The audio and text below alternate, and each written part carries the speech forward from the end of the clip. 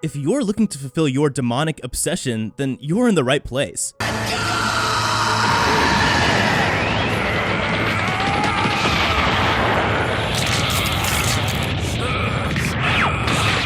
Today we have compiled a list of the most amazing anime TV series involving demon or half-demon characters.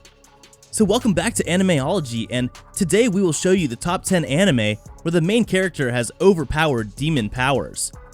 Before we begin, be sure to drop a like and subscribe down below for more anime top 10s, and without further ado, let's get right into the video.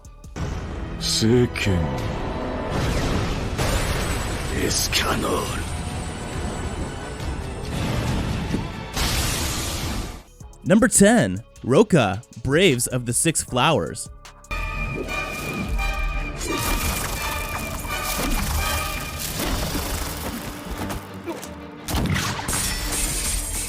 Adapted from the Japanese light novel series written by Ishio Yamagata, Roko no Yusha is another best adventure anime and manga series that follows the OP main character Adlet Mayer, as he, along with 6 heroes, embark upon their destined journey to fight the demon god, intending to meet up with their fellow heroes at a small temple outside of the land of howling demons, the Fiend's domain. However, when they finally unite, 7 heroes are present, and soon the others begin to suspect Adlet to be a fraud.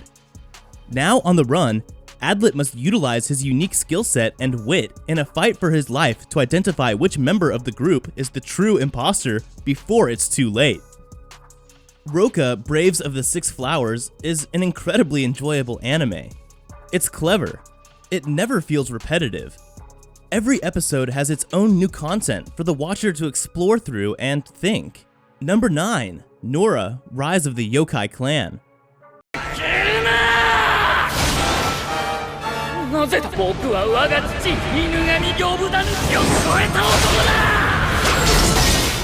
If you love overpowered and badass anime demon characters, this one will be the perfect anime to pick and watch. This demon anime series follows Rikuo Nora, who appears to be an average middle school student. The series as a whole only really shines through its characters. For one, you have Rikuo, who is a quarter yokai, which means like any shonen anime, there is part of the main character that would make any fan who's into transformations go, wow. No one knows that he comes home every day to a house full of yokai, nor that he transforms into the all-powerful leader of these spirits at night. However, much to the disappointment of many, Rikuo is determined to live life as normally as possible. The plot is rather interesting, as it follows the young master of a powerful yokai clan during his struggles while keeping the peace within the clan, trying to be the leader his grandfather wants him to be, dealing with clans that want to fight him, all the while trying to keep his friends from discovering that yokai exists and that he is the grandson of the former lord of Pandemonium. Number 8. Maoyu, Archenemy and Hero.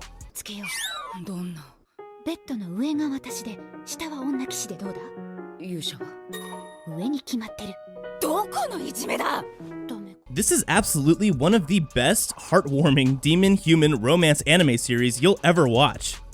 After a long and treacherous journey, our hero finally arrives at the Dark Lady's castle, only to find himself being asked for help.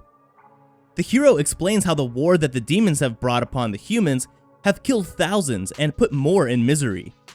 The Queen of Demons, however, argues that this war has made the human society band together as one, as it showed empirical evidence how it has increased the population, increased production, boosted the economy, and improved society overall. Furthermore, she explains to the hero that ending this war will result in a civil war that will produce more bloodshed than there ever was. The hero, convinced that the only way to bring peace, relatively speaking, is to join forces with the Dark Lady, and agrees to help with her plans.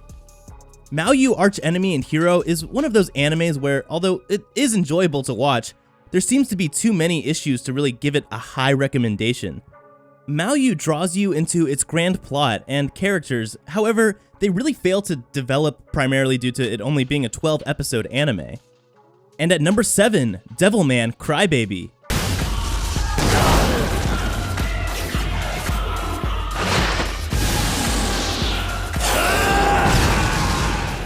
This 2018 horror demon anime series revolves around demons, monsters, and evil beings who invade the human world. Keep in mind that these devils cannot take form without a living host. However, they can overcome the demon and make its power their own with their strength, becoming a devil man. Weak and unassuming, Akira Fudo has always had a bleeding heart. So when his childhood friend Ryu Asuka asks for his help in uncovering devils, Akira accepts without hesitation. However, to Akira's surprise, the place they go to is Sabbath, an immoral party of debauchery and degeneracy. Amidst bloodshed and death, demons possess the partiers, turning their bodies into grotesque monsters and begin wreaking havoc. In a reckless attempt to save his best friend, Akira unwittingly merges with the devil Amon and becomes a devil man, gaining the power to defeat the remaining demons. Though it grants him great power, this new partnership awakens an insatiable and primeval part of Akira. Therefore, Akira works alongside Ryu, destroying those that harm humanity and his loved ones. Man Crybaby is certainly not suitable for all viewers, but is one of the rare graphic action anime that has an incredible story to back up its fantastic animation. It moves from jaw-dropping to heartbreaking at a moment's notice, but it never strays from being unforgettable. Number 6. Inuyasha.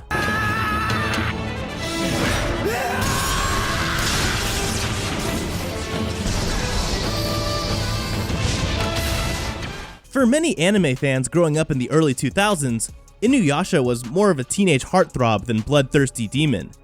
However, behind that cute smile are vicious fangs ready to seek into anyone who dares stand to oppose him or his mistress Kagome.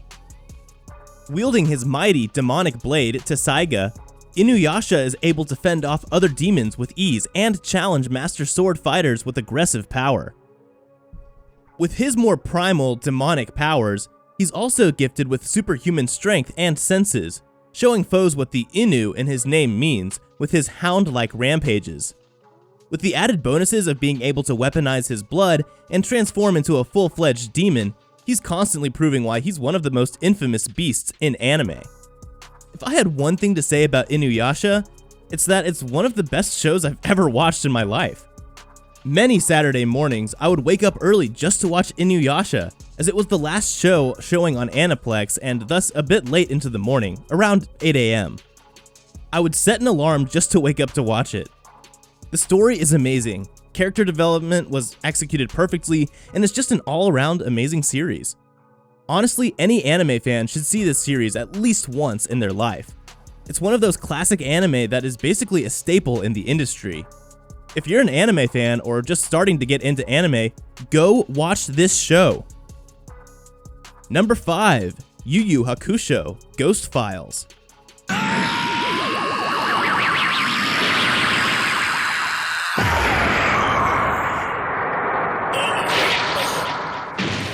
Yu Hakusho defines everything to love within a shonen anime.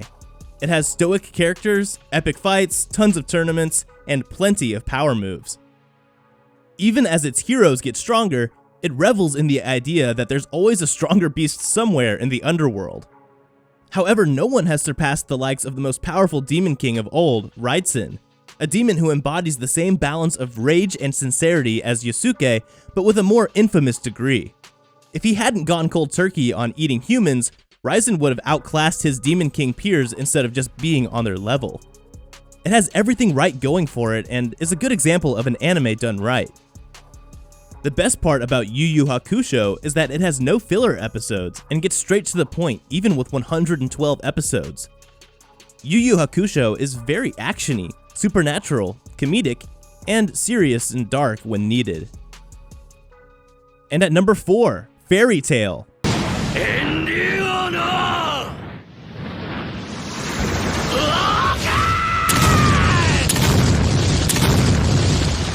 Spoiler alert for anyone who has yet to catch up with Fairy Tail. Natsu Dragneel is not only the resurrected little brother of Zareth Dragneel, but he's also designed to be the strongest of the demons in the books of Zareth, a growing monster nurtured to one day kill the Dark Wizard himself. Natsu, of course, already has his monstrously strong Dragon Slayer abilities, which allow him to both manipulate fire as well as consume it, amongst other things, to harness its strength. With his mage dragon and demon abilities together, Natsu is capable of becoming a near unstoppable beast. Fairy Tail is one of my favorite long-running shows for many reasons. One, the action is good and well detailed. The comedy is hilarious and used at the right times. And its eye-opening discussions make you love the characters even more. Every time I watched an episode, I would have many different reactions to them. Number 3. How not to summon a demon lord.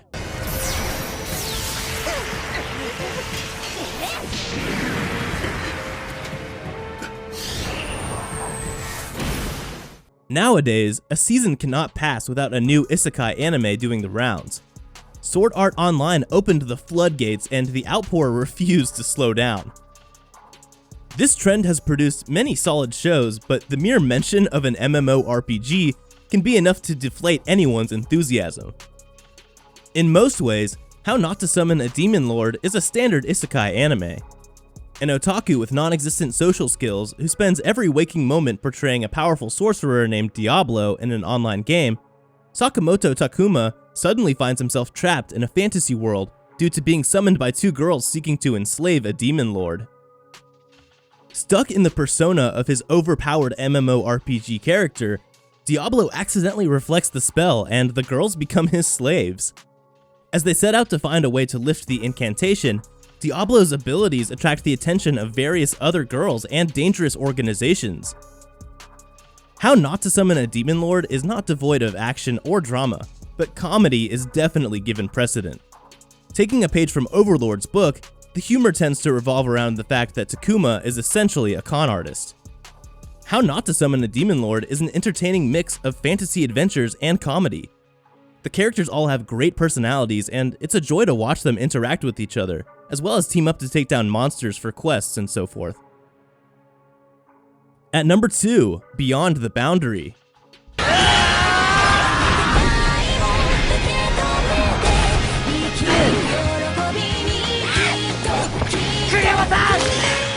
Mirai Kuriyama is the sole survivor of a clan of spirit world warriors with the power to employ their blood as weapons. As such, Mirai is tasked with hunting down and killing Yamu, creatures said to be the manifestation of negative human emotions. This anime begins when, one day, while deep in thought on the school roof, Mirai comes across Akihito Kanbara, a rare half-breed of demon in a cute human boy form. In a panicked state, she plunges her blood saber into him only to realize that he's an immortal being. From then on, the two form an impromptu friendship that revolves around Mirai constantly trying to kill Akihito, in an effort to boost her own wavering confidence as a spirit world warrior. Eventually, Akihito also manages to convince her to join the literary club, which houses two other powerful spirit world warriors. As the group's bond strengthens, so does the tenacity of the demons around them. However, this anime TV show will soon turn into a fight for survival, as the inevitable release of the most powerful demon approaches. Beyond the Boundary is supposed to be a dark fantasy, but as the show progresses to the middle, the show feels more like a slice of life with a bit of comedy, as opposed to a dark anime. And finally, at number 1, The 7 Deadly Sins.